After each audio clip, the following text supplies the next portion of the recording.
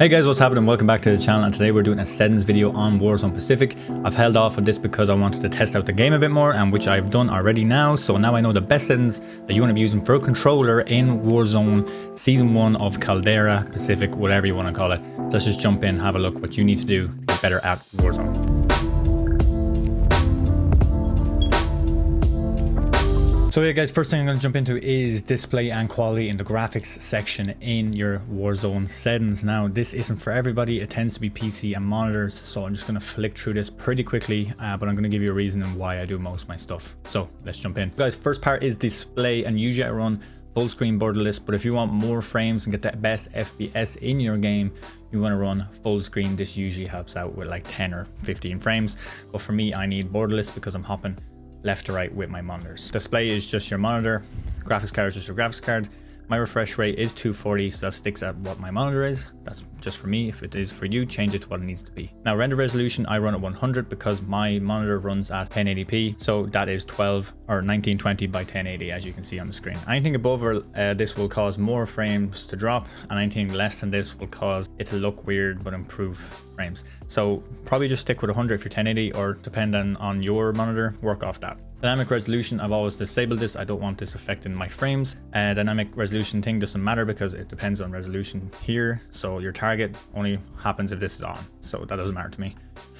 Aspect ratio is normal, as everything here is set to normal except for my frame rate. I have this on limited, and if you want to get the best frames and best FPS you can get in this game right now, set this to unlimited. If you put a custom thing on this like so, yeah, it's great for your menu and out of focus frames. It'll bring it down really low so you're not using so much resources. But when you're in game, it won't get to its full capability. So what you want to do is leave it at unlimited. So this game is kind of not too dark, so brightness isn't a big thing, but I run at 60% really is where I kind of put my marker at. So because I can actually see, I usually put the very visible in the middle. As you can see, the Warzone symbol on the right, I usually have the middle one pretty visible, which means everything is going to be pretty bright for me. So my graphics card in the video, whatever, it has highlights. I have this disabled because I don't want to capture and things. It kills my frames. Highlights can be useful for people who want to keep clips and stuff like that, but I just have more or less recording on all the time. So if you want to do this for quick clips, I go right ahead. If you're not streaming and it doesn't affect your frames, go ahead with this. And then for the reflex, low latency, always found that enabled is very good for low latency. I went to enable boost, but what it does is it draws a lot more power from my GPU, in turn bring down my frames. So usually I leave it on enabled. That's usually good for me. So if you are on PC, or you have the option of actually bringing your field of view up, this is probably one of the biggest settings in the game. So with your field of view, you want to run this at 120 or 110. I found a lot of people run at 1.5 to 110 to keep frames and not to have it really hard visually to see people. But I've got so used to 120, I run at 120. And then I also run the advanced section. This is probably the most important setting if you want no visual recoil. It is affected. And if you want me to explain affected and dependent is, as you can see below on the screen to the right, it says that affected will be no visual recoil, basically as best as possibly it can do for you as a player, up to 3.25x. So anything above that, as you can see, a lot of sights in this game go above 3.25x, so you have to get really used to the sights. And I have a good part of the controller settings that helps control anything above 3.25. If you go independent, it's just going to zoom into the normal field of view default, which I think is 80 field of view, which is what most console players play on, if not 60, but I'm pretty sure it's 80. Leave it unaffected, definitely the best option for any PC players. You can see a huge difference in it, and it helps you in the long run for shooting and visual recoil on your gun. Camera movement, I put this down as low as possible. I don't want my camera shaking. The lowest I can go is -50%, and it seems good for me.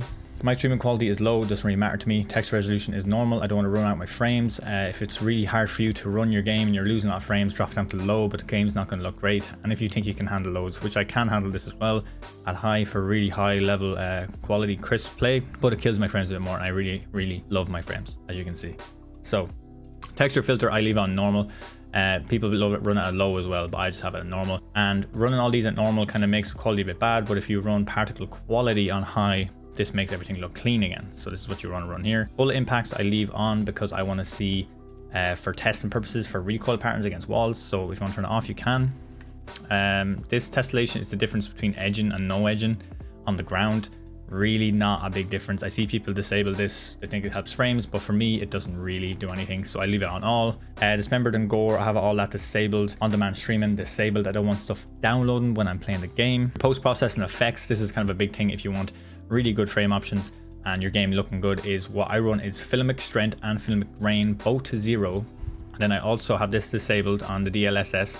If you have a really high-end PC or some high-end stuff that runs 2K, 4K, I have seen performance better with the options they offer, which is performance and quality and all them. For me personally, it doesn't work at all. It makes everything worse and it kills my frames and it makes the game look shitty. So I would recommend staying away from that if that's what you're getting, and put on Filmic SMAA T2X. This is one that looks beautiful for me, makes everything so clean and crisp, and my game looks probably is just as good as others, if not better, and I still get my frames. So this is a really good option. Depth of field, world motion blur, and weapon motion blur all disabled. They all put players off, and if you don't, they do, because if you're running and you get a blurry screen, you're not going to see someone around you, especially with your 120 field of view. So what you want to do is disable all of these to give yourself the best chance in the game, to make you better at spotting people in distance, especially in Caldera, because it's so full of trees and bushes and stuff and it's hard to see people. So shadow and lighting is our last section on quality. Everything is disabled or low in this section, so as seen on screen, just put everything as low as possible, because all of this stuff really affects frames. Actually, particle lighting, now that I look at it, can stay at ultra. This tends to actually help a lot, so bring this back up to ultra. Apologies there, but that should be actually higher. I probably was messing around with settings, and that will make everything cleaner and better. It doesn't really affect frames. I've tested this before, especially in the old Warzone and the new Warzone. So that is graphics. Interface, I don't know if this is for everyone, but I changed my colored blind type to this one. I'm not going to try to pronounce the word, but it did really make everything very vibrant. I noticed most vibrant colors came out of this. So this is what I'll go with if you really want that. Everything else here is pretty common. If you're new to Warzone, there's two options on your map. I would recommend square. It's actually proven, and it's been checked out that the squared version of that square is more than circumference of this circle. So you will get more value if you have the square on, and you'll see more people coming in quicker. So definitely turn this on. Everything else here is fairly default. I just turn this on so I can see the kill feed more in case there's like people's names I want to check out. And then once again, if you're on PC, you get the option on your monitor to show what's going on. So I have most of this stuff enabled so I can see my packet loss, my server latency, so on. So I know what's dropping in my game, and I know if I see it, I'm not going to challenge someone stupidly because I know something's wrong with my system, and then I'll just be angry because of lag and so on. So yeah, moving on. Audio, really big in this game. People found it so hard to hear steps. I might have fixed it a bit, but I've stuck to my guns and stuck with boost low. Now I heard that you can go with midnight mode, and this is meant to be really good for balancing footsteps, and you hear them a lot better. I've tried this for my system. Maybe it's my headset. I run a Ryzen V3 Hypersense headset right now. I used to have a different one. I think I used to have a Steel Series, but for me this did not do anything. If anything, it made it worse. I couldn't hear anything. Boost high was just blaring in my ears with all these loud planes and everything. Boost low was my winner again. It's just boosting the low bass things in the game, which would be boots on the ground, feet hitting the ground, anything like that. And chests and humming and all this stuff. So that's pretty good for me. Master volume 100, music 0, don't need music. Yeah, music 0, dialogue, I have that like 15, so I can actually check if someone is chatting or whatever. I can still hear that pretty fine. So I just don't like having that really loud, because you really can't hear people over it. Effects needs to be 100, of course, because effects and masters, they're all the same. Effects will be something splashing or something, someone run through, stuff like that. That's what you want really high. Everything else is pretty straightforward. Set up your settings accordingly to you, and if you're having trouble with your voice chat, make sure this is enabled, and make sure push to talk is open mic, so you don't have to actually push something to talk. That'll let you talk easy to people, so that's fixing any voice chat issues you're having in Warzone, or issues of having to be able to communicate with players on Warzone lobbies and stuff. That's probably it, because you need to push a button to play or chat to them. And plus, if you can't hear them, just turn up the voice chat volume. It's not hard. If they're really low and you're like, guys, you're really low, just turn this up, because realistically you can turn this up as high as you want and you'll definitely hear them, even if their mic is really bad. I leave it at 150. It's a really good marker. If someone's lower than that, then there's something wrong with their mic probably, because that's pretty high. Anything higher is a bit screamy in the ears, and if you hit someone with a really nice mic, they're shouting in your ears. So make sure you have the right number there, because it's really, really annoying then. So moving on to the controller, this is probably one of the most important ones, and probably the one you clicked on this video for. See what I run as a player in Warzone. So my tactical buttons is so I crouch with my my L3 and I melee with B. That's the way I played for years now, so that's the way I'm used to. I just find it quicker for drop shotting and stuff if I have to do that, but I don't tend to drop shot that often. Quicker for obviously PC players, you just have to click a key and you just fall instantly down.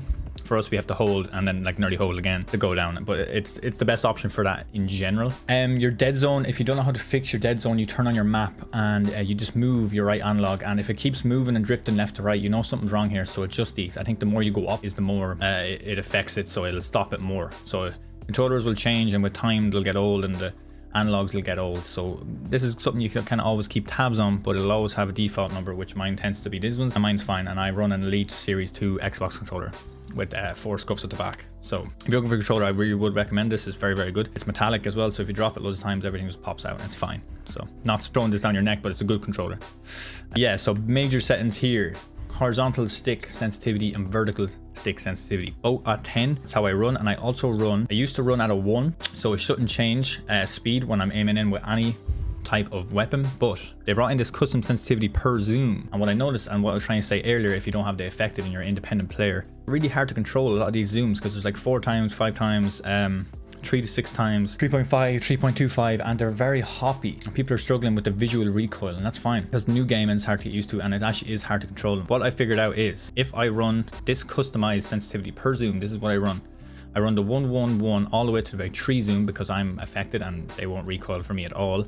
Now anything after that tends to hop a bit for me, and it's hard to control at them distances because, to be honest, they're not the best sights for controlling recoil, and visually all the guns kind of hop. So what I did, I've dropped this down a really big amount, down to 8.5, and this has really helped me. Since I did this, my gameplays have gone up and my KD's gone up a lot as well. So this has helped me because I run a 3 to 6 scope. If you know it in the game, it's 3 to 6 SVT, I think, sniper scope, and I run it to 6. So I'm aiming at people 100 meters plus, and I'm really good at pinpointing them now because I've turned this down. You can turn down more if you want for more accuracy, especially when you run the likes of 1010 on your sensitivity. You need to be turning this down because at a long distance it's very hard to control at 1010 with no slowdown for your ADS. So this is definitely my best options here. So hopefully this section will help you get better at most of your controller settings. Clearly there's other ones here below, and there's a lot of interesting ones that people actually don't know about with controller that I'll be going through right now. So another thing I run, because I'm running the 1.1 and a 10.10 and I'm really quick and rapid turnaround with SMGs and stuff, I run dynamic. So this helps me control quicker response times with my analogs and quicker response times with my shooting and turning. So this is really good for a 1.1. When I say 1.1, I mean as my aiming sensitivity is 1 and my multiplier is by 1. So that means it doesn't change. And if it's fluid like that and you get used to it and you're dynamic, it makes you really quick and short range engagements and pushing people. So if that's your type of play, definitely go with dynamic. If not, standard. Don't go near linear. It's a bit too difficult for a lot of people to handle. And if you do handle it, fair play to you, but it's more like a PC. It's more like a key, it's more like a mouse going, you know, to the exact point you point. No delay and no help. So you might lose out on a bit of aim assist and all that stuff. So definitely stick to dynamic or just leave it on standard. Yeah, so controller vibration, just turn it off if it annoys you. If you like to be immersed in the game, fire away, leave it on. But for me, it annoys me, and it might annoy me when I'm trying to shoot someone or someone's shooting me back at the same time, and I don't like that. So aim assist for me is standard, and then scale aim assist with field of view needs to be enabled. This helps you with anything above like 100 meters or less or whatever, with your field of view spreading people really far and thin, because it's so hard. It's like 120 rather than 80. You're not zoomed in as much. This helps you hit the box that's smaller, as you can see in the screen. Well, you can't really see because my head's in the way. But if you see in the screen there now, the hitbox is so much smaller. So it needs to change and scale the aim assist to affect that, because if it's really big aim assist, you're not hitting the body, you could be hitting all around the body. Do you get what I'm saying? So this needs to be turned on. If not, it's going to be a bit more awkward for you to cover them longer shots and stuff like that. Everything else here is pretty normal. Aim down sights, hold. Contextual tap, one of the biggest things, if not the best things they've ever added into Warzone. This just makes you so much quicker. Just tap, pick everything up.